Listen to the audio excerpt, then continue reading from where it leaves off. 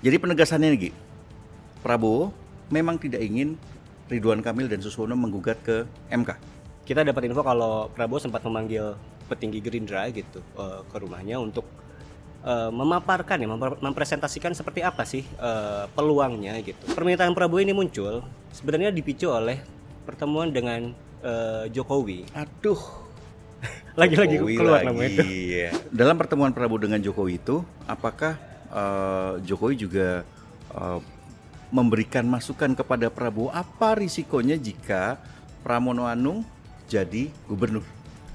Ya, ada pembahasan terkait itu, Pram. Yang paling memang dikhawatirkan adalah Nah, tapi skenario 2 putaran itu memang masih diinginkan oleh Jokowi saat bertemu dengan Prabowo.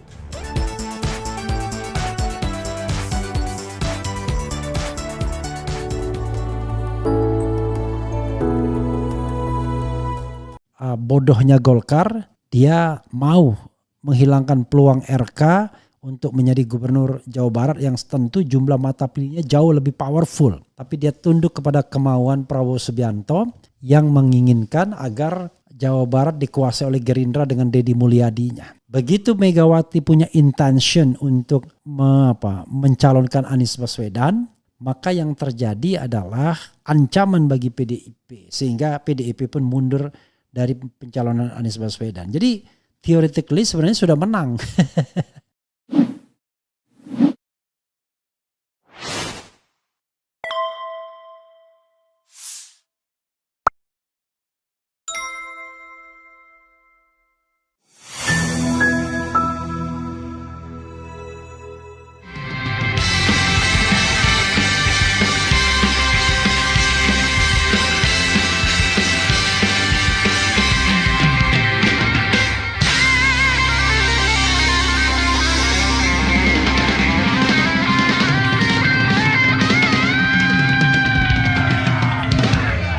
Assalamualaikum warahmatullahi wabarakatuh.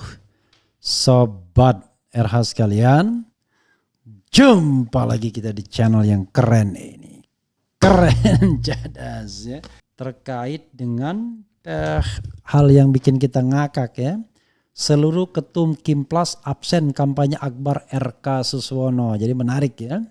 Seluruhnya absen. What happened with the commitment ya? Karena saya kira nggak tahu kenapa ya. Coba kita, seluruh ketua umum Partai Politik Koalisi Indonesia Maju Kimplas pengusung RK Suswono di Pilkada Jakarta 2024 terlihat absen ke kampanye Akbar di lapangan Banteng Jakarta Sabtu. Pantauan cnnindonesia.com yang hadir ke kampanye Akbar RK Suswono itu adalah sejumlah jajaran elit Partai Kimplas. Namun tak satu pun di antara mereka sebagai ketua umum.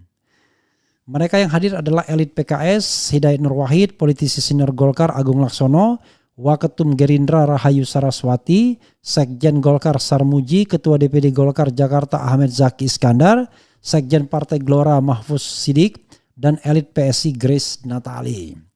Ketua umum PSI yang juga anak bungsu Presiden ke-7 RI Jokowi, Kaisang Pangarep, justru menghadiri kampanye terakhir paslon yang diusung Kimplas di Pilgub Jatim.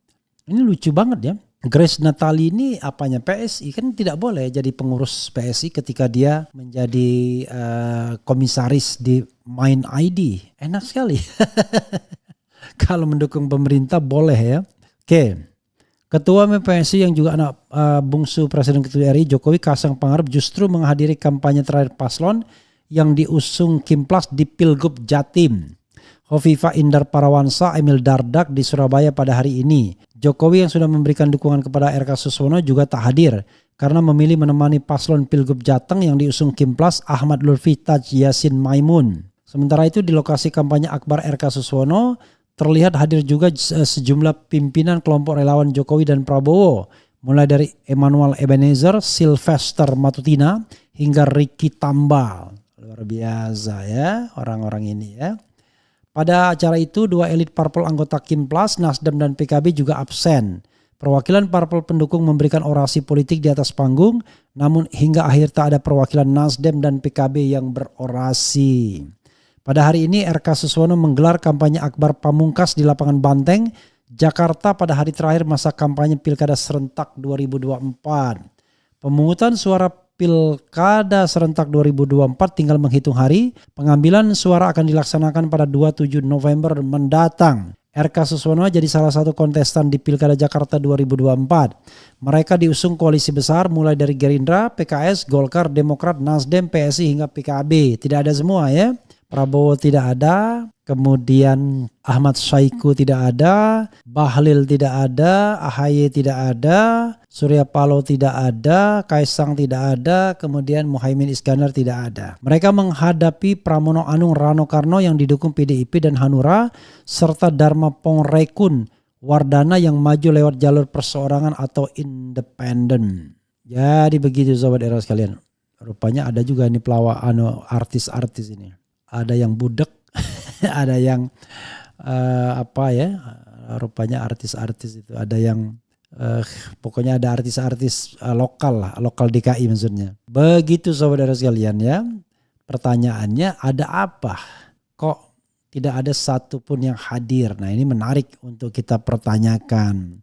Walaupun sebenarnya dari dari awal kita sudah paham ya kenapa mereka tidak hadir. Mereka tidak hadir ya karena masalahnya adalah tidak dianggap penting.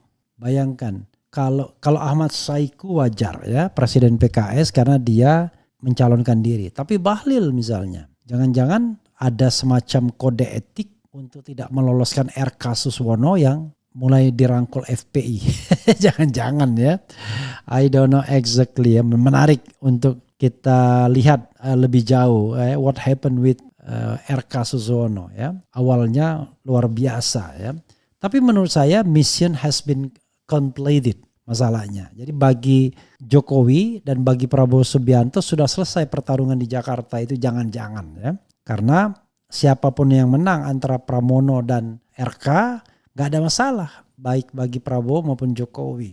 Ya, Prabowo kenal lama dengan Pramono, endorse RK, tapi jangan lupa Prabowo mengendorse RK itu dalam rangka untuk menyingkirkan RK agar Deddy Mulyadi bisa menang di Pilkada Jawa Barat. Kan begitu teorinya. Jadi RK menjadi korban dari sebuah perdagangan ya antara Prabowo dan katakanlah orang-orang Golkar waktu itu Airlangga Hartarto. Jadi dalam konteks ini bodohnya Golkar, dia mau menghilangkan peluang RK untuk menjadi gubernur Jawa Barat yang tentu jumlah mata pilihnya jauh lebih powerful. Tapi dia tunduk kepada kemauan Prabowo Subianto yang menginginkan agar Jawa Barat dikuasai oleh Gerindra dengan Deddy Mulyadinya. Nah sementara kepentingan Jokowi adalah menghadang Anies Baswedan. Agar Anies tidak menjadi tokoh potensial di 2029, biarlah Fufu Fafa yang menjadi tokohnya kan begitu. Sehingga kepentingan Jokowi adalah menghadang Anies Baswedan dan it happened already. Jadi kepentingan Prabowo menjadikan Deddy Mulyadi yang Gerindra menjadi gubernur Jawa Barat. Kepentingan Jokowi menghadang Anies Baswedan sehingga tumpuannya semuanya ada di Ridwan Kamil. Menarik Ridwan Kamil dari Jawa Barat berarti menyebabkan Deddy Mulyadi akan menjadi calon yang paling kuat. Dan di Jakarta dengan menghadirkan Ridwan Kamil maka semua potensi bisa disedot sehingga tidak ada lagi yang namanya political vehicle bagi Anies Baswedan. Semua disedot di Kimplas. Begitu Megawati punya intention untuk mencalonkan Anies Baswedan, maka yang terjadi adalah ancaman bagi PDIP. Sehingga PDIP pun mundur dari pencalonan Anies Baswedan. Jadi theoretically sebenarnya sudah menang. Nah, kenapa Anies begitu diperhitungkan? Ya karena menghitung 2029. Jadi Mulyono sudah menghitung 2029. Saingan paling potensial adalah Anies Baswedan. In case Prabowo, something happen to Prabowo ya soal kesehatan dan lain sebagainya, maka sesungguhnya di luar Prabowo Anies Baswedan yang paling potensial untuk menyingkirkan Fufu Fafa. Begitu kan? Secara teoritis ya, kalau Prabowo masih mau, maka Prabowo akan tetap jadi presiden, Fufu Fafa tetap menjadi wakil presiden kan begitu dengan kemampuan finansial. Tapi kalau Prabowo tidak terjadi apa-apa dengan Prabowo, kesehatan, Fufu Fafa akan menjadi calon presiden. Dan kalau bisa tidak ada pesaingnya termasuk Anies Baswedan. Begitu sobat era sekalian ya. Karena Fufu Fafa tidak mungkin akan kuat berdebat dengan Anies Baswedan ya. Prabowo saja tidak kuat, apalagi Fufu Fafa. Oke, coba kita lihat ya. Bung Refli setiap hari nunggu sampean live. Wah, thank you very much. Saya udah berapa hari nggak regular live ya karena kadang-kadang bosen. Hari ini saya kebetulan bukan agak longgar ya, nggak ngantuk tumben. Mungkin karena minum kopi tadi ya. Biasanya sudah ngantuk, jadi saya tidur dan bangunnya tengah malam ya. Tapi sekarang saya tidak ngantuk. Kali ini saya sepakat dengan MUI meskipun telat ya. Bung RH saya tanya, kalau ada kudeta suatu negara demokrasi maka siapa yang memimpin sementara? Kok kudeta memimpin sementara? Kagak ada yang sementara. Yang memimpin ya pemimpin kudetanya lah kalau dia berhasil. Mau bertanya soal Polri, fungsi pangkat pada institusi polisi itu untuk apa sih?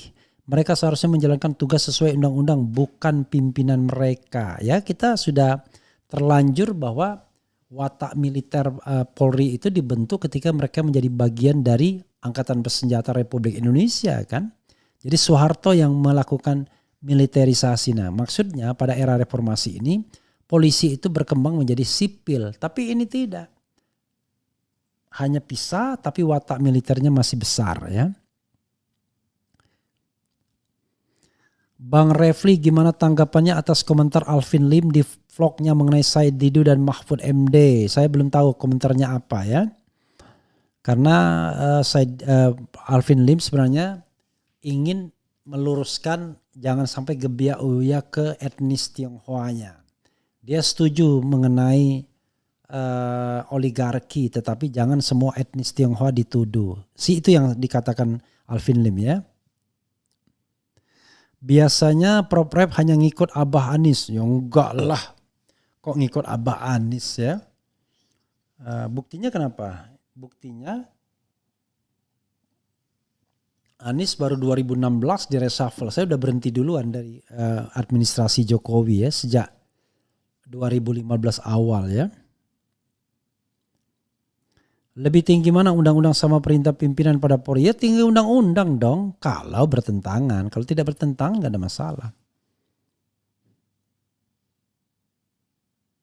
Pak Suswono sudah cipika-cipiki sama Marwarar tadi waktu kampanye. Ya baguslah. Bahas Jateng Bang, RH harus pilih yang mana? Ya pilihlah yang Anda sukai ya. Tapi kalau saya Jateng sih gak ada masalah. Bagi saya jangan yang di endorse oleh Mulyono ya. Begitu ya. Momen Ridwan Kamil kena semprot di Majelis Nurul Mustafa Jakarta Selatan. Kedatangan Ridwan Kamil mengganggu ceramah malam ini di Nurul Mustafa Sabtu malam. Coba kita spill dulu ya. Mengganggu apanya ini ya. Coba kita lihat ya. Kok bisa-bisanya kak dianggap mengganggu itu kenapa itu? Coba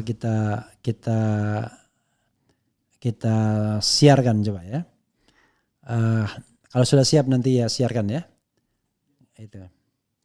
Jadi kita bacakan lagi komentar sobat daerah sekalian. Wah lumayan lah. Bung Refli, kenapa pada kabur para pendukung Kim Plus di kampanyenya rakus? Terus kenapa RK nggak punya KTP Jakarta? Ya karena RK kan penduduk Jawa Barat dan seumur hidup pun dia lebih cinta Jawa Barat dibandingkan Jakarta. Itu sudah jelas Jawa Barat itu kampung halamannya ya kan. Dan dia berbahasa Sunda dengan baik ya. Sebenarnya maksain juga untuk jadi gubernur DKI. Kalau dia jadi menteri sih nggak apa-apa gitu. Pak Saganda boleh punya asumsi sendiri tapi Anies juga punya pemikiran sendiri. Makanya mungkin kenapa dia pilih 3 di Jakarta ya. Karena jelas harus jadi oposisi Mulyono. Yakin saya Pak Anies pilih yang benar. Jangan lupa Prabowo hanya kelinci gorong-gorong, Mulyono tidak lebih dan gak bakal lebih baik. Tahajud malam untuk Indonesia lebih baik. Semoga penyelenggaraan negara diberikan kesadaran. Coba lihat di spill ya videonya. Pakai suara aja Pak. Kalau Perkasa didukung PDI kalau lagi ngaji terputus kira-kira enak gak? Kalau yang Perempuan kalau putus Coba cinta kita enak dengar nggak? ya, apa? Nah enggak, kita pun sama, lagi enak-enaknya ya, lagi semangat-semangatnya ceramah kita terputus karena tadi ada kedatangan ya apa namanya dari tamu kita Bapak Ridho. Kepada Habib Nuh untuk kembali melanjutkan 5 menit lagi, mudah-mudahan manfaatnya besar apa yang kita dapatkan malam hari ini. Iklan tadi ya.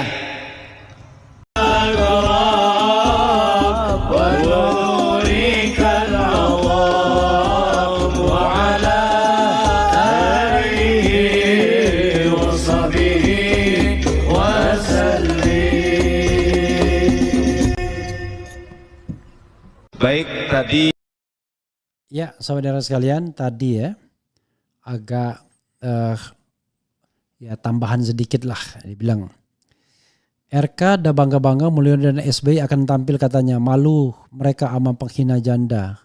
Oh ya, ada satu lagi, ternyata nggak datang juga Mulyono sama SBY di kampanye akbarnya ya. Jadi menurut saya SBY lihat-lihat tuh. Pastilah lihat-lihat. Gimana. Aduh, nggak usah datang Pak, nggak rame. Biasanya begitu kan, orang-orang tertentu kan pakai tilik sandi dulu. Jadi tidak datangnya SBY menunjukkan bahwa dia tidak yakin ya dengan kampanyenya dan mungkin tidak yakin juga dengan kemenangannya. Ya namanya politisi kan, apalagi mantan presiden biasanya ada tilik sandinya dulu baru kemudian dia mau datang. Orang sekelas Anies saja tanya dulu siapa aja yang duduk di depan dan lain sebagainya kalau ada acara kan, karena dia ingin memastikan dengan siapa dia akan berbicara, dengan siapa dia akan duduk dan lain sebagainya, apalagi SBY. Begitu saudara sekalian ya, mudah-mudahan bermanfaat. Sepanjang hari ini tumben-tumbennya saya bisa membuat banyak video karena mengatasi kebosanan itu nggak gampang sobat era sekalian ya, tetapi demi sobat era sekalian mudah-mudahan apa yang saya lakukan bermanfaat ya bagi saya dan bagi kita semua. Wassalamualaikum warahmatullahi wabarakatuh. Keren, cadas, cia.